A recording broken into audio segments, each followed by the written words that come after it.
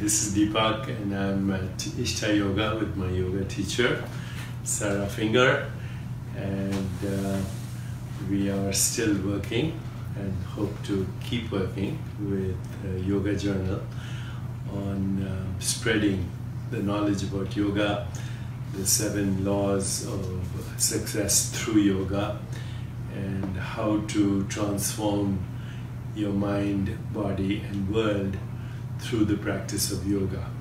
And by yoga I mean the whole discipline of yoga, all the 8 limbs of yoga. Ashtanga yoga means 8 limbs of yoga, not necessarily a brand, but the original yoga according to Patanjali. Niyama and yama, rules of personal and social conduct. Pranayama, breathing. Pratyahara, going inward. Yogasana, practicing the postures of awareness. Dhyan, meditation. Dharana, focused awareness. Samadhi, transcendence.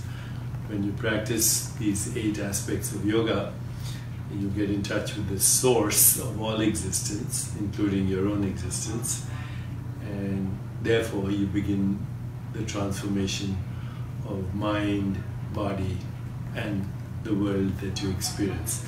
So Sarah, first of all, how am I doing as a student?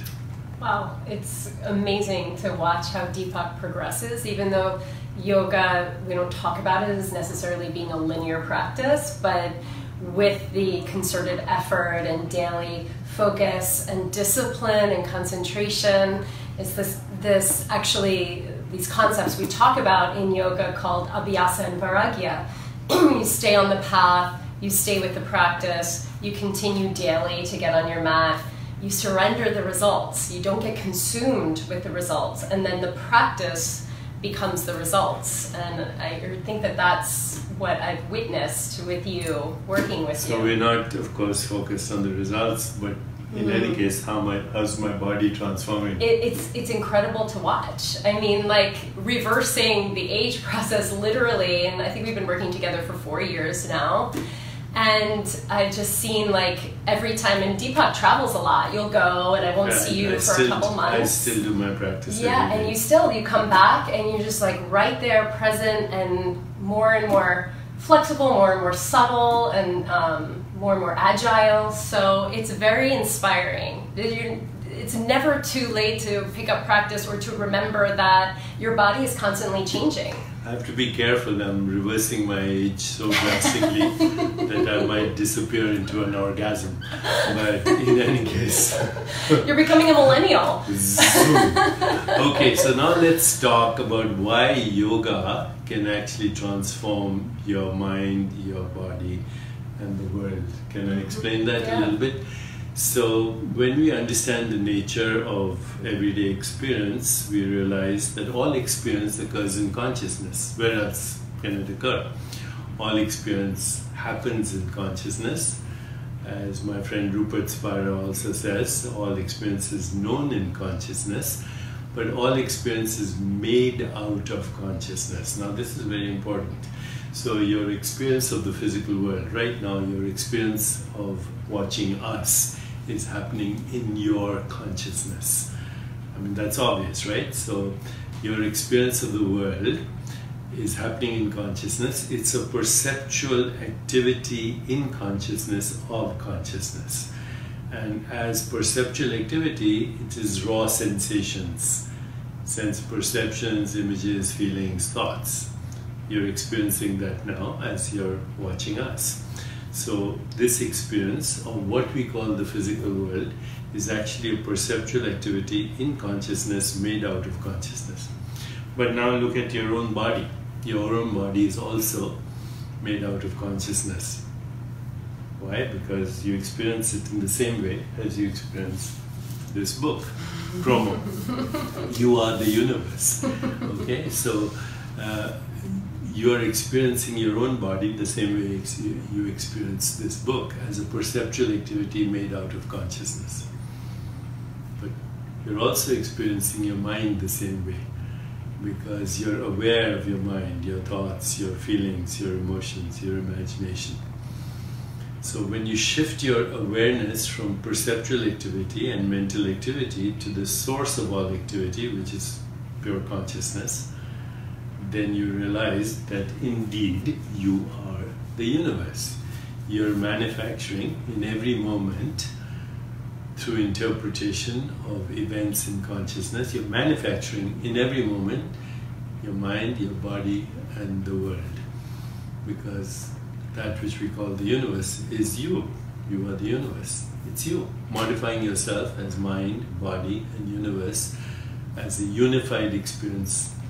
And when you're connected to your source, which is pure consciousness, which is what the word yoga means. It comes from the word yuj, which means connection, yoke.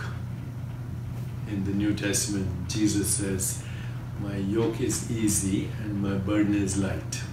Because why? I'm connected to the source of all existence. Atman is Brahman. And yoga is the way to get there.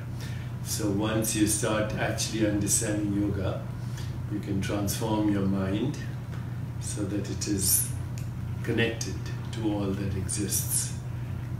It is already, it's only overshadowed by your self-concern and your self-importance, or what people call the ego. But you get that out of the way, and there you are, connected to the source of all existence. Atman is Brahman, and that is the goal of yoga, to understand that even that which we call an entire lifetime is a program in consciousness of qualia, qualities of consciousness, expressing themselves as mind, body, and universe. When you totally get this, then you realize that the universe, the body and the mind are human constructs for modes of knowing and experience in consciousness, and there is only consciousness. There's only consciousness experiencing itself as qualities of consciousness. When you totally realize this, then you'll also realize you're not a person. The person is a process in consciousness, and it's a qualia program. It has a beginning, a middle, and an end, what we call death. So birth and death are human constructs based on the human constructs of mind, body, and universe.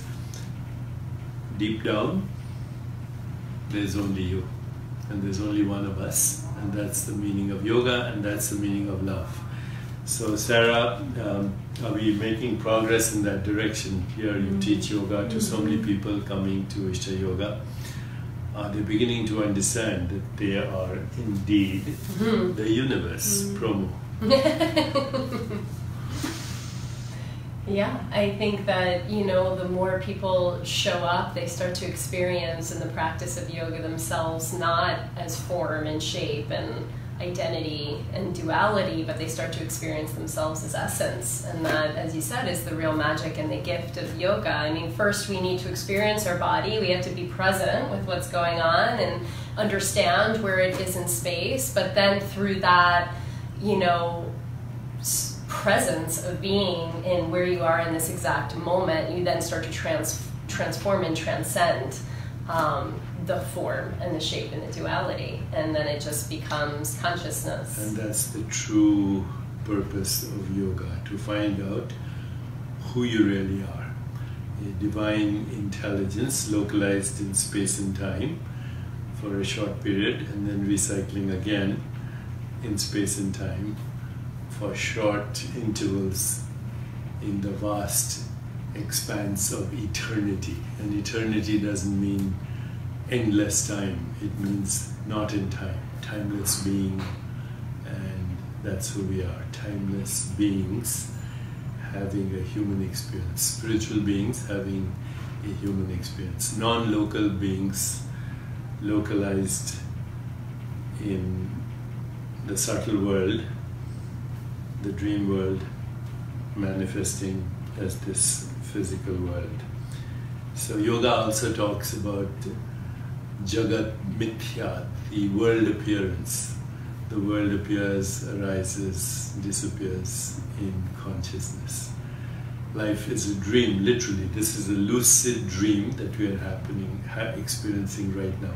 A lucid dream in a vivid now, Why do I say this? Well, as soon as this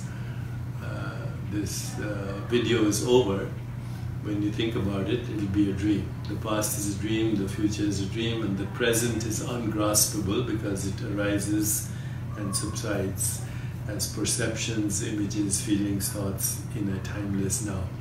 That's why Wittgenstein said, our life is a dream, we are asleep, but once in a while we wake up enough to know that we are dreaming. Yoga is for waking up. Yoga is for enlightenment. Yeah. We have, can I just share one thing? We have a saying in there's a saying in Tantra that's we use the earth to get up off the earth, right? So it's like we use our body to transcend our body. We use what's available to us to access that timeless space. And sooner or later we find out that the earth, the body, the moon, and the stars are just our own manifestation. Right. You know, as Rumi said, let the waters settle and you will see stars and moon mirrored in your own being. Namaste. Namaste.